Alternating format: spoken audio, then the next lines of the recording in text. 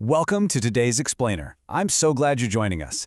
Today we're going to explore a fully documented 7-day experiment testing out a DIY homemade Korean rice skincare routine. We have got an absolutely fascinating breakdown ahead of us that literally bridges the gap between your kitchen pantry and your vanity mirror. So let's just dive right into this. We're looking at a pretty wild question. What if everyday rice, yes, the exact same bag of rice sitting in your kitchen right now, can truly transform your skin? Is it an actual skincare miracle or, just another one of those fleeting internet fads?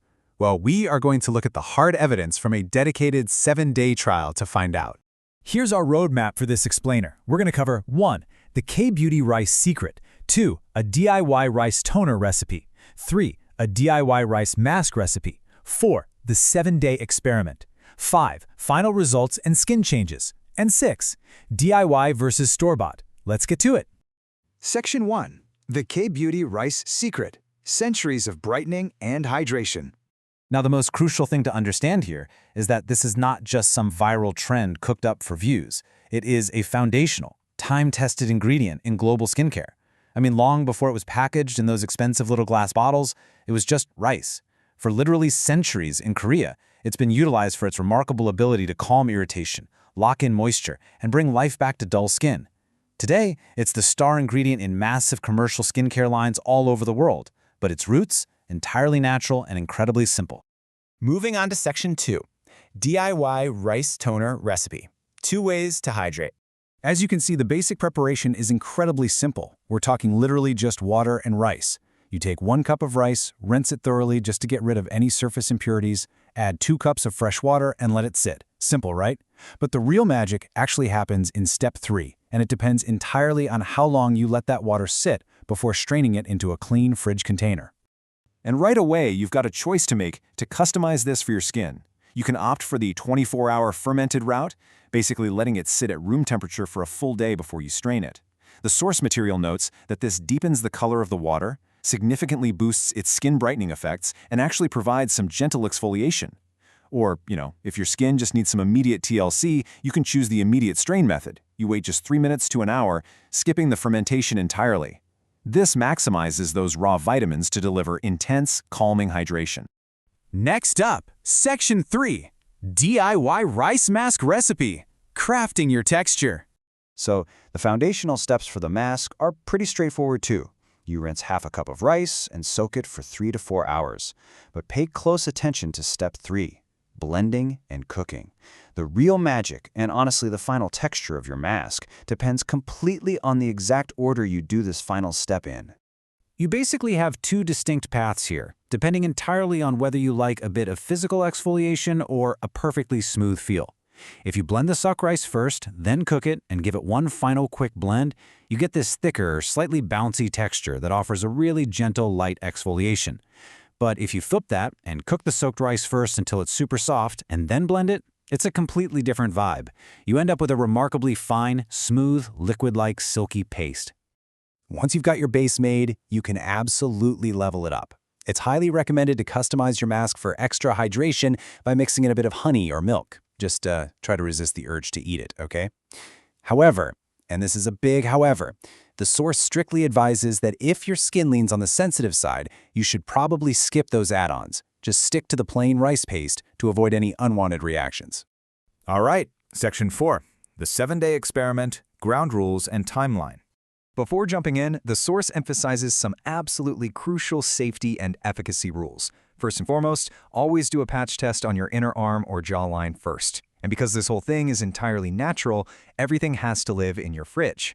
But look at that 3rd bullet point. This is absolutely vital. You must discard and remake your batches within 3 days. Since we aren't using any chemical preservatives, this rice water goes bad quickly. As for the routine itself, apply the toner nightly, ideally from a little spray bottle for a refreshing mist.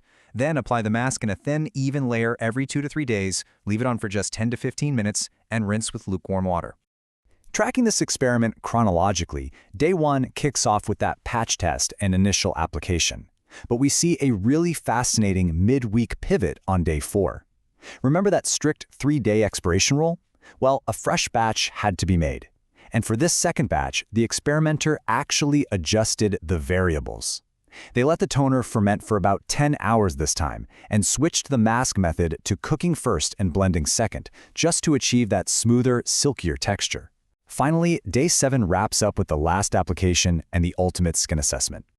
The experimenter vividly described the sensory experience right from the trial, saying, quote, "That sticky, almost tacky texture unique to rice actually feels like it's creating a protective and hydrating barrier on my skin, leaving it soft, soothed, and deeply moisturized." End quote. I love that description. It doesn't just sit uncomfortably on your face. The natural starchiness creates this unique, bouncy shield that locks the moisture right in. Section 5. Final results in skin changes. What changed and what didn't? Okay, the moment of truth. After 7 days, the complexion was noticeably brighter and much more even. The texture of the skin was visibly smoother and the hydration was incredibly deep and soothing. And crucially, there was none of that uncomfortable, tight, dry feeling you sometimes get after washing a mask off. Now, it's important to note, while this DIY method is an absolute powerhouse for natural glowing hydration, it is definitely not a silver bullet for severe exfoliation or heavy oil control. The results in those specific areas were pretty minimal, but the major upside? It was incredibly gentle, absolutely zero harsh irritation. Section 6. DIY versus store-bought. Making your choice. Let's compare these two options side by side. On cost, DIY wins hands down, right? It's literally just rice and water. But when you look at effort and storage, store-bought is way more convenient. DIY requires constant remaking every 3 days before it spoils, whereas store-bought has that long, stable shelf life. In terms of gentleness, DIY is 100% natural and incredibly soothing.